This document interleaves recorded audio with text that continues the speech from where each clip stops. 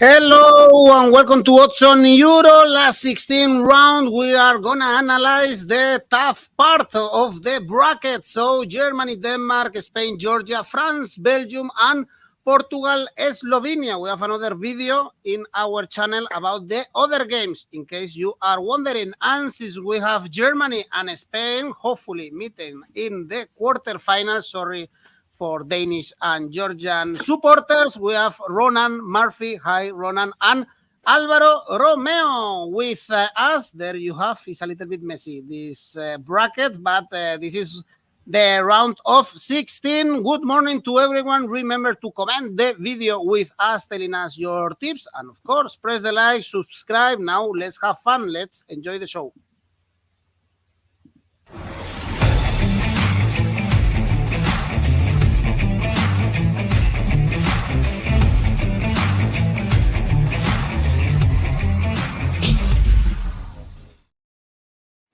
Well, first game in the last 16 round is Italy-Switzerland. 𝗵𝗵𝗍𝐿 has an interesting input in the other video. Then next we have the host Germany against Denmark. The odds for Germany to win are going up and up, 1.7, because they started the competition really strongly against Scotland, but from top to bottom going downwards and downwards. The team is not looking that sharp, and perhaps we see some changes. Perhaps we see 𝗵𝗏𝗏 starting after scoring the equalizer in the last minute against Switzerland. But also, Ronan, I have to say that I was not really impressed by the Danish in these Euros. Yeah, I think these teams are going into this match with a point to prove, obviously. And like you said, Germany's odds keep going down and down. And I think that's because they're not really looking at the strength and depth. Germany became only one of the few teams in Euro's history to name the same starting 11 for all three group games. And I don't think anyone really predicted that. We didn't on the show before the match. We thought there'd be a raft of changes. We thought the likes of 𝗵𝗏𝗏 would come into the team, and he showed what he could do off the bench once more. He has 4 goals off the bench in major tournaments. That's the most ever for any Germany player. So he's a super sub, but can he be a super starter for Germany? And this Denmark team, while they may be kind of disappointing, they're still not losing any matches. They're undefeated in their last 7 internationals. Their last loss is a 2-0 loss to Northern Ireland back in November in a friendly. So Denmark seem to be on a decent enough run. They're finding ways not to lose matches. So Germany will have to find ways to win this one, because from the heights of the opening game to the kind of late equalizer in that last group game, this Germany hasn't really lived up to the early hype of the tournament, and they need to kind of get their act together, and they need to kind of return to their best form. And we've seen that decision to name the same starting 11 has proved to be the wrong one for 𝐬𝐭𝐚𝐿. We have Jonathan Tah now suspended for the game after picking up 2 yellow cards. He's suspended for this game, and that's a huge blow for them at the back. But Denmark, I suppose, they have their own blows coming up in this one. One of their only 2 goal scorers, Martin Kjellmund, he's suspended for this one after 2 yellow cards. So this could be a match where kind of we should expect both teams to be a bit more open, because these are teams that are capable of scoring. Germany have the best goals per game record in the tournament so far, with 2.7 goals per game. They have 6 different goal scorers. They're the only team to have multiple players with 2 or more goals in the tournament. They have 2 players with 2 goals. So they are a team that's capable of spreading around the goals. And I think this could be a match where both teams to score is a great option. Both teams to score, yes, is 2.08 in this one. I think that looks good. Both teams to score has happened in 2 of the 3 group games for both teams. The last meeting between these 2 sides was a friendly in 2021. Both teams have scored in that one. This could be a match as well, I think, where maybe Denmark could get on the score sheet early and Germany could win. Germany to win from behind is another option I like to look at, 11.5. But this one, my tip for this one is based on the fact that the most corners in the group stage, Germany were joined first with Portugal on 25 corners. Denmark were third in the overall corners in the group stage with 21. So I like the look of over 9.5 total corners in this one at 1.91, because I think both teams will be looking to attack. They they score kind of from set pieces. So total corners is my one for this one. Okay, Tony Cruz having a lot of work kicking the corners. Actually, the bookies don't expect both teams to score. It's 1.8 the no, and the yes is 2.1. What is your take, Alvaro, on this one? Do you place Germany, or do you think it's going to be easy for Germany, or you see trouble according to the latest games? I think that Germany are the favorites, and I'm going to back them. I'm going to back them with a plain and simple Germany to win, which pays right now 165. Who knows? Maybe by Saturday, Germany to win pays already 180, because it looks like the tendency is to trust a little bit less Germany than the bookies were trusting them a week ago, and that it's a consequence of the game against Switzerland. I think the Swiss were very good, and Germany, got the goal at the end. 𝗲𝗏 scored that screamer that sent Germany top of the group, but Germany offered a few doubts in that game. All that said, if you look at the group stage numbers, I mean, they are univocal. Germany scored 8 goals. They are the highest scoring side in the tournament so far, and they are the leaders in attempts and shots on target too. And then they have the best passing accuracy and the most percentage for possession. So those are good numbers. And if you add up to all of it, that they are undefeated in 2024, this is much more than the German crowd was expecting in 2023, when German lost a bunch of friendlies and they looked doomed, and under Nagelsmann they couldn't catch on. So Germany is right now objectively good, in a decent place, and they are playing against a side that is not better than them. I'm curious about the German lineup, by the way, because as Ronan said, Nagelsmann didn't change the lineup in 3 games, but 𝐻𝐻 suspended. Rudiger pulled a muscle, even though I think that he's going to be fit for the game, but 𝐻𝐻 suspended, so let's see who plays at the back. Maybe Schlotterbeck, I'm guessing. And then there are a few players that have been faltering little by little. Mittelstadt is one of them. I think Raum may have a chance to start as a left back. And Andrich has been replaced in the 3 games, replaced away by 3 different players: Gross, Emre Can, and Bayer. So let's see if Andrich keeps his position.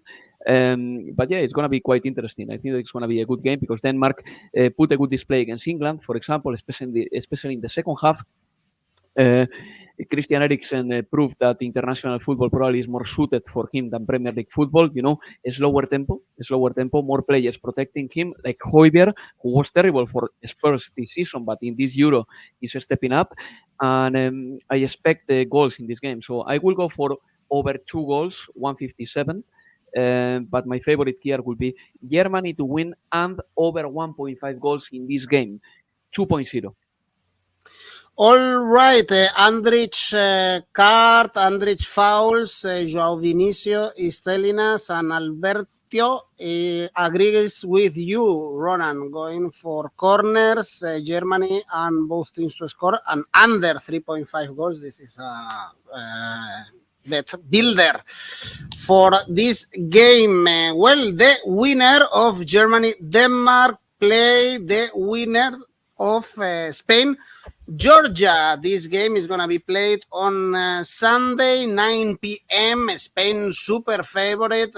We are not going to find lower odds than this one in the last 16 round, 1.26, the highest odds for Spain to beat Georgia. Remember that these teams met in the qualifiers for the Euro, and Spain, they scored 7 in Georgia and also beat them in Spanish soil. So Alvaro really confident Spain, but not only because they beat Georgia in the qualifiers, but because they are playing some of the best football we saw in these Euros, or we are seeing in these Euros, especially in the game against Italy. It's pretty clear the starting 11 after the turnover in the games against Albania.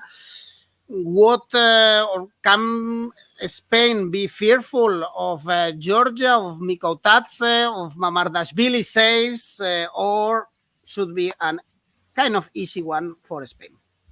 Well, I think that the names you mentioned are players that Spain should be very worried about. Number one, 𝗵𝗏𝗏𝗏, I think that he's been the MVP of the game twice in this Euro already.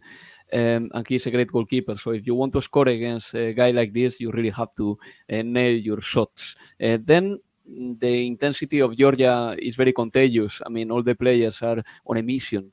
I think that it's no coincidence that they are the leaders in balls recovered and tackles won in the tournament.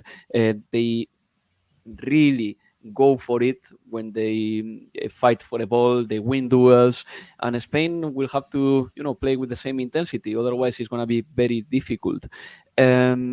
I also believe that when they charge forward, Georgia, they do it very well with 𝗵𝗏𝗏 just carrying the ball because he can do it. For example, in the game against Portugal, I saw him in the second half being chased by 4 Portuguese players, and he managed to keep the ball and get a fault. So he is this kind of player. And then 𝐿𝐵𝐾𝐽, for example, is very fast as well. So he goes with him in the counter-attacks. And the best asset of Georgia is, number one, not to lose the plot when they don't have the ball. And number two, trigger a counter-attack with very few players, which is not easy, but they managed to do it. So I think that over there, 𝗀𝗏𝗏𝗏 has done a terrific job of motivating his players and showing them how to start a counter-attack and get to the opponent's box in 3 or 4 seconds.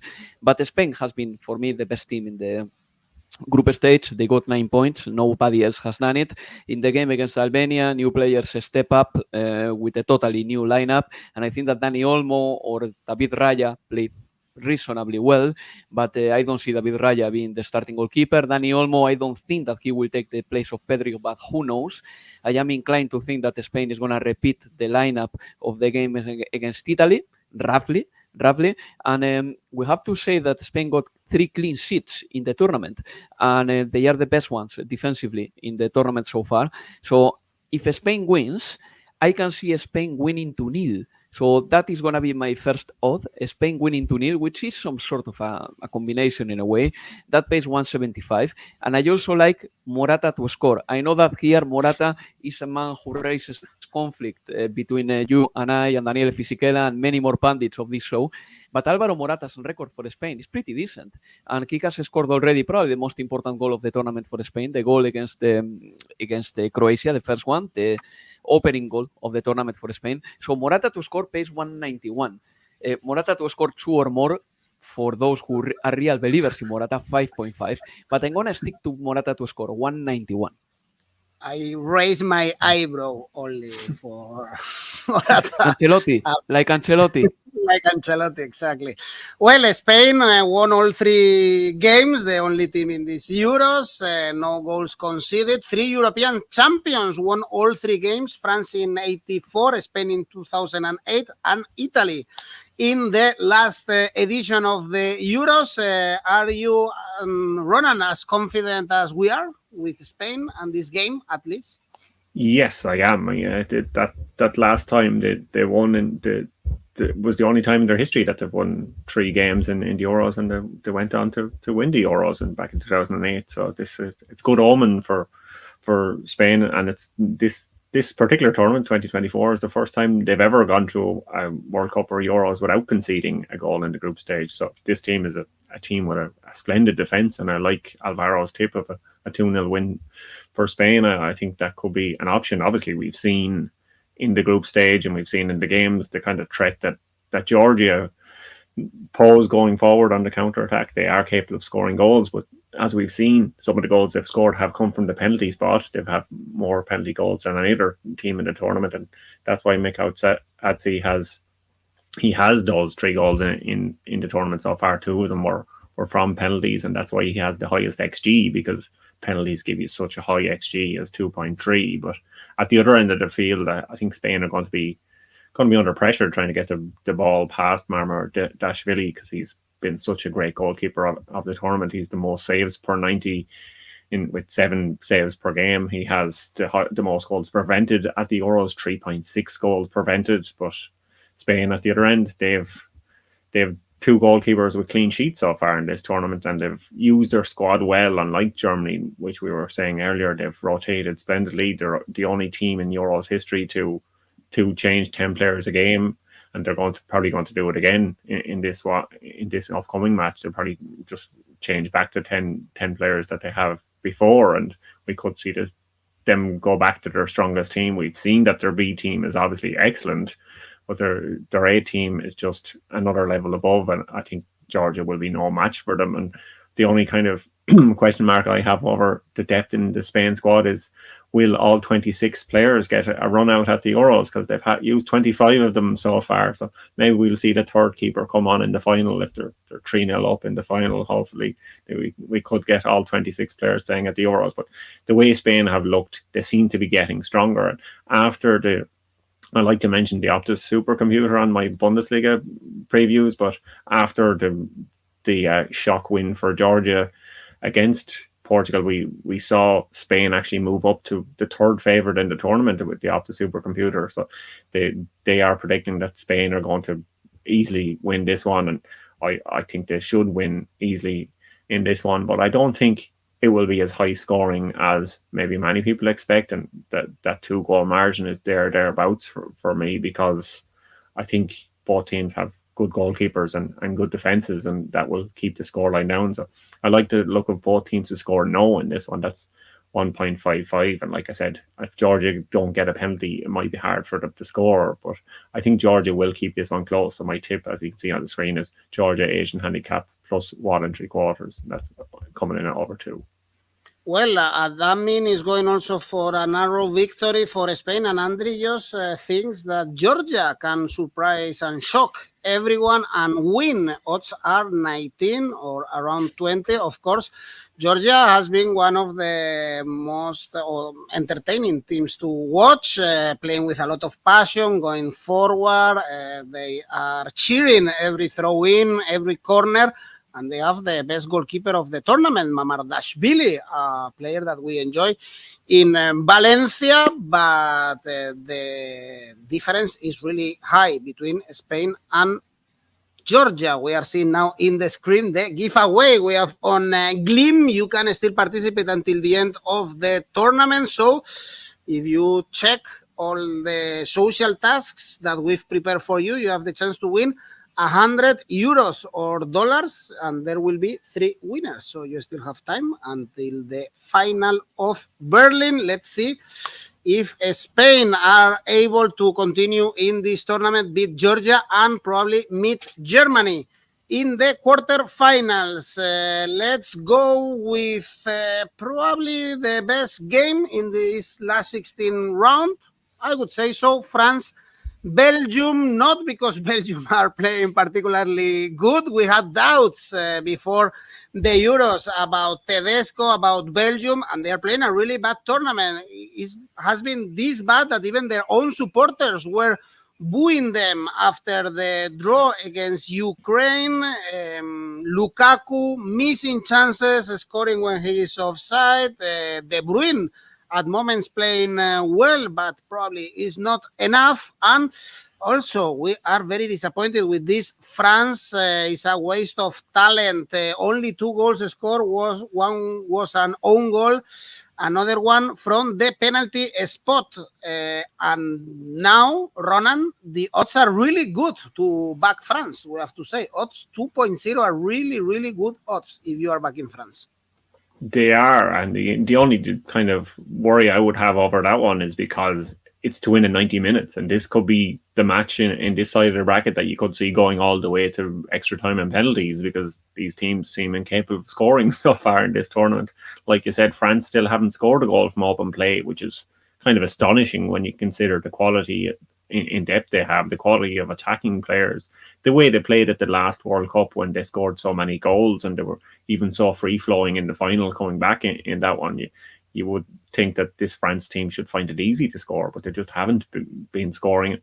Belgium, I suppose, have similar problems. They've created lots of chances, as we've seen, but Lukaku just isn't able to put them away. The big chances missed, these are the teams that are kind of leading the tournament. 8 big chances missed for France, 7 for Belgium, and Lukaku has 6 of those 7. So he's taken 10 shots, he's missed 6 big chances. It's just not working out for him at the moment. And I know some of our pundits have said in previous games that Lukaku to score could be an option, but the more this drought goes on, the higher his odds get and the better it looks to put on a bet. So maybe this is the time for Lukaku to score. But Mbappe, similarly, he's missed 3 big chances for France. So these players really have to start putting the ball at the net on a more regular basis and getting better chances.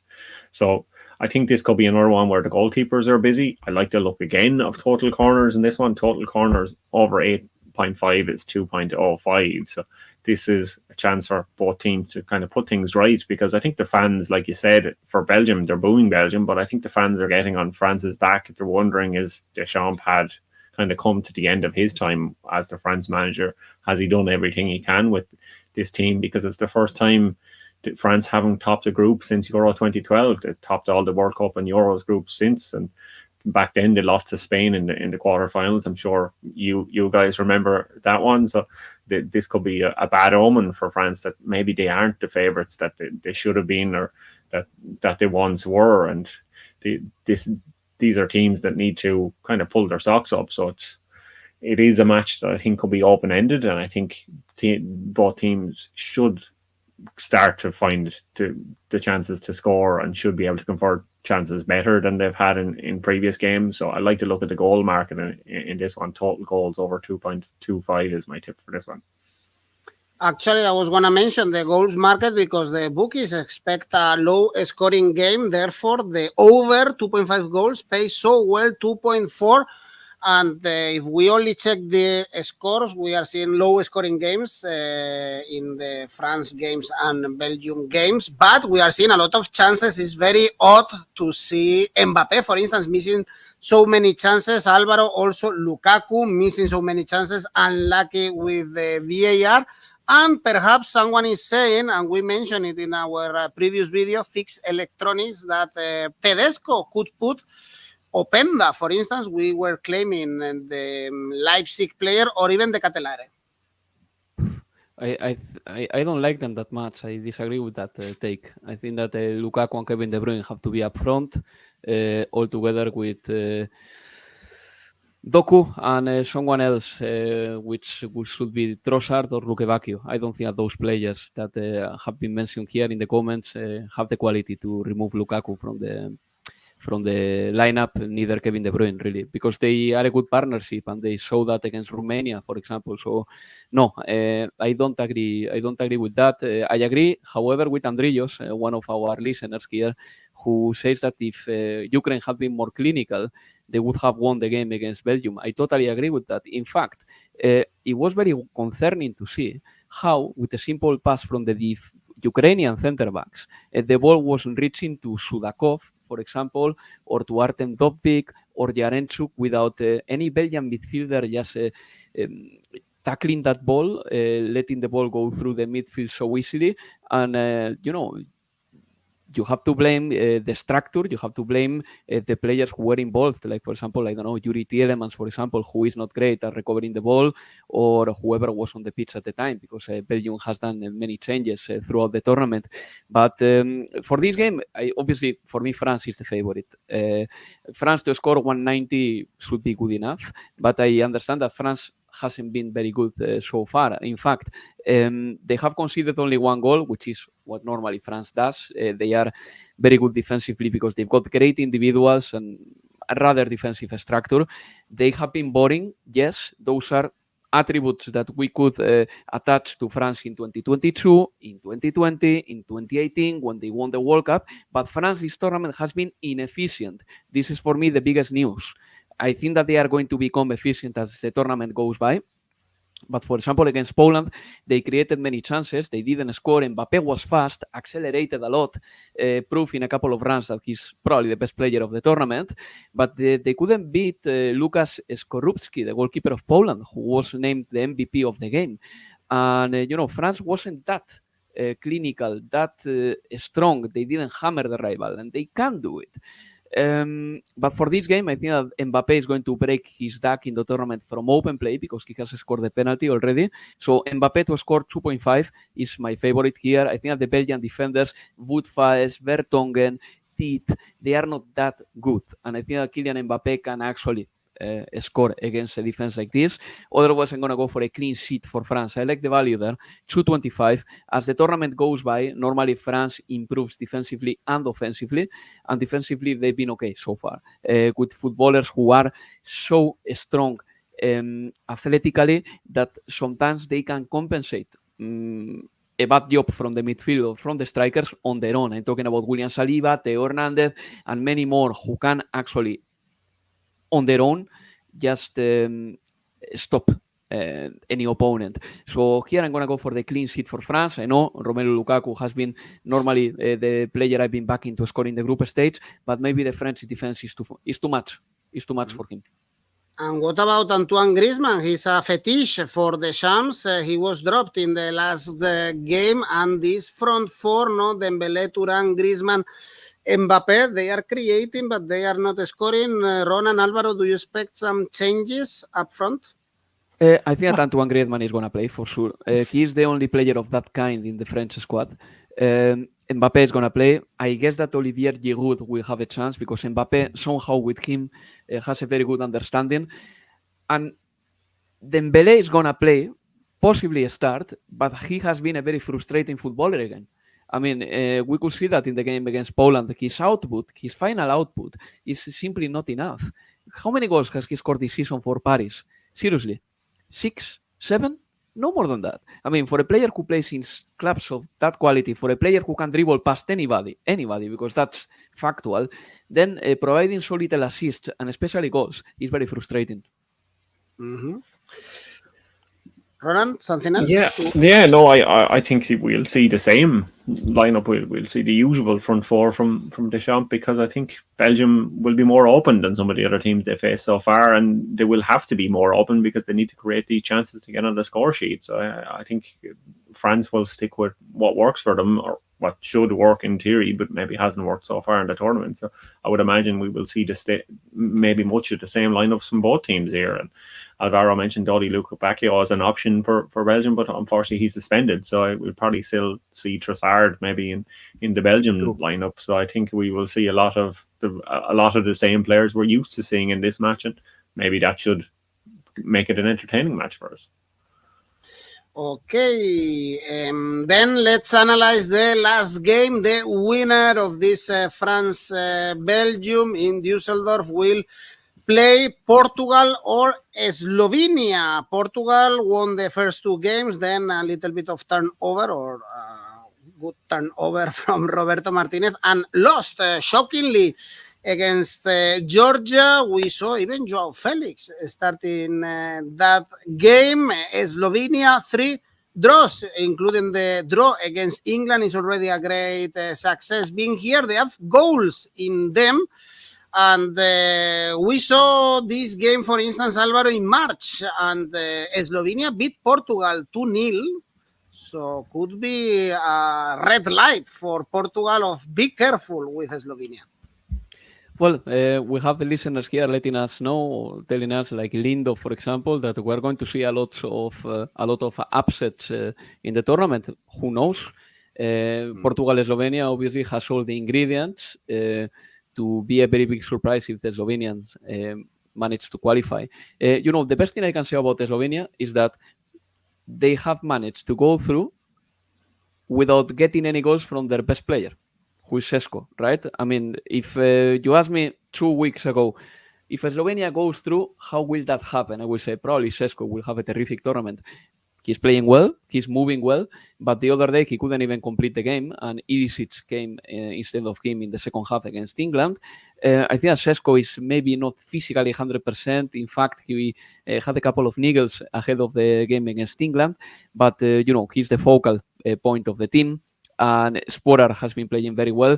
And then at the back, look, if you have Jan Oblak, you have to do more than shooting from long range to score a goal against him, as England did. I mean, Jan Oblak is the kind of goalkeeper who it's going to give you the solidity and the security of the best goalkeeper. So if you want to score against him, you've better nail your shots. And I think that in the group stage, Jan Oblak has been very good, phenomenal. He understands that maybe this is his last international tournament because Slovenia doesn't qualify for many, and he's having a very good tournament. When it comes to Portugal, look, they are one of the teams in the tournament that offer more width. They are playing with wingers. We'll forget about the last game against Georgia because there were many substitutions in there. Cristiano Ronaldo was there but couldn't score. In fact, from all the players, Cristiano Ronaldo is the player on the tournament with more shots taken, 12, and at the same time not having scored. So who knows, maybe a goal of Ronaldo is coming up. But Portugal is playing, as I said before, with the wingers, 𝐿𝐴 and Bernardo Silva, and they are stretching the pitch a lot. And as a result of that, they put more crosses than anybody else in the tournament, 85, and they are the leaders in corners taken. All right? So I'm going to back Portugal, or I'm going to rephrase this. I'm going to say that there will be over 9.5 corners in the game because Portugal is using the wingers a lot to cross balls to Cristiano Ronaldo. Over 9.5 corners in the game pays 198. However, I could go as well for Portugal to win and over 1.5 goals in the game, 167. I believe that Portugal is going to win, and I think that if they win, they can score more than one goal can happen in this game. But anyway, my favorite bet here will be the corner thing. So Portugal and Slovenia, over 8.5 corners, 1.6. Over 9.5 corners, 198. Well, it's been the first time Cristiano Ronaldo is not scoring in the group stages of a big tournament after playing a lot of Euros and World Cup with Portugal, but I'm sure he's going to start again against Slovenia. You see Portugal this favorite with 1.46 odds, or a small country like Slovenia can shock Portugal? I hope a small country like Slovenia can shock Portugal, but I don't see it because Slovenia in that game against England, they created nothing, and that was kind of one of, like Alvaro said, I think 𝐿𝐴 hasn't really stepped up to the plate. He hasn't shown what we saw in the second half of the season with 𝐿𝐵𝐼𝐶 that he can show. They only had one shot on target in that game and 0.13 xG, so they're not really creating a lot of chances, and that's good for Portugal. It's good for Portugal's wizened old defender Pepe to come back into the 11 and maybe deal with these young upstarts and show that he can still do it on the highest stage as the oldest player in Euros history. So Ronaldo, he'll want to pull his socks up because, like Alvaro said, he's had so many shots but still hasn't scored, and it's the first time he's ever not scored at a group stage, but he can create more records at the tournament.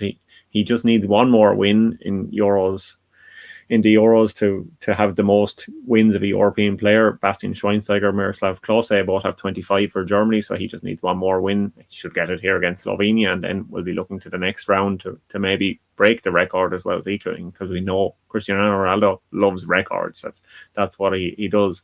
A market maybe to keep an eye on in this one, as well as the corners market, obviously, is the bookings market, because as we've seen, the reason that Slovenia are in this game is because they got more bookings, and they ended up coming third instead of second, and they got more bookings in the group stage. So there could be bookings in this one, and there could be bookings even for Portugal because of the 4 yellow cards that have been handed out for diving and simulation so far in this tournament. Portugal have got 3 of those, and we know what the Portuguese forwards can be like sometimes, and looking for a penalty to get Ronaldo that goal that he so wants in this tournament. So high bookings or specific players to the pacey wingers, for example, to get booked, they could be options looking for penalties in this one. But I think I'm going to go with Alvaro for a lot of my tips. I think the main tip, he has Portugal to win, and over 1.5 goals looks very good. I think Slovenia might struggle to score here.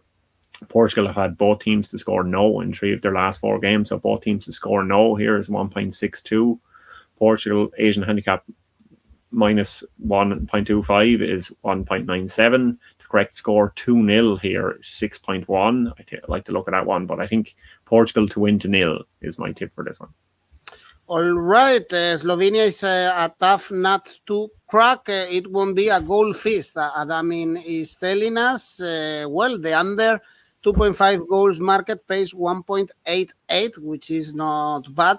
Usually, when you have Roberto Martinez on the other side, you don't expect a goal feast. As well, remember that we still have this competition to win 100 euros cash prize on 𝐿𝐴𝐵𝐻. You have the link in the description. 3 lucky winners will get this 100 euros giveaway. You have 16 days left to participate, and of course you can still participate in our tipster competition for the Euro monthly, starting in 4 or 5 days. If you want to participate in the July one, is completely for free, and also another option to win some money. Very generous of Oddspedia giving away money in this contest. Alvaro, try to help everyone also with your safe bet. Yeah, it will be Germany, Denmark over 2 goals, 157. Okay, Ronan? I'm going for the same match. I'm going straight with my bias. Germany win, 1.65. And the Acca? Ronan? My Acca, because we've mentioned it so many times in this show, we both mentioned it, that corners, there'll be lots of corners in this game. I'm going for total corners over 7.5 in all these matches. So just a big total corner accumulator for every single game in this side of the bracket. Germany, Denmark, Spain, Georgia, Portugal, Slovenia, France, Belgium, all to have over 7.5 corners, 3.69. Alvaro is smiling because he loves corner market. And your Acca, Alvaro?